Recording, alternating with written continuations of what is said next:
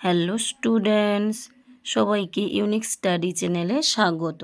দেখো, আজকে আমরা রায় মার্টিন প্রশ্নবিচিত্রা 2026 ক্লাস 7-এর ভূগোলের মডেল 2 নিয়ে আলোচনা করব।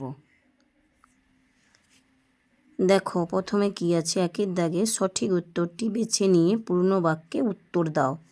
একের দাগে পৃথিবী সূর্যের সব থেকে কাছে আসে 3রা জানুয়ারি। দুয়ের দাগে অধিবর্ষের বছরটি হলো 2024 সাল।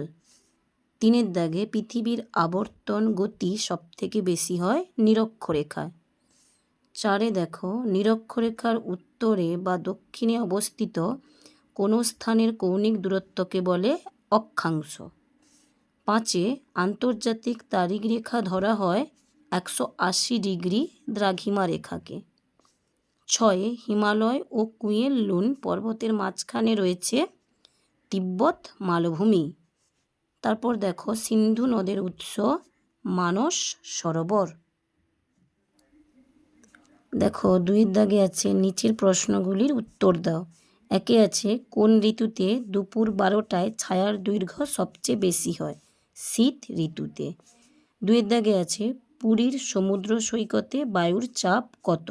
1000 মিলিবার। তিনে দেখো, এশিয়া মহাদেশের কোন নদীকে স্বর্ণ রেণুর নদী বলে? ইয়াংসি নদীকে। চারে দেখো, পৃথিবীর বায়ুমণ্ডলের বাতাস বাইরের দিকে ছিটকে যায় কোন গতির জন্য? আবর্তন গতির জন্য। পাঁচে দেখো, মকরকান্তি রেখার মান কত? 23.5 ডিগ্রি দক্ষিণ।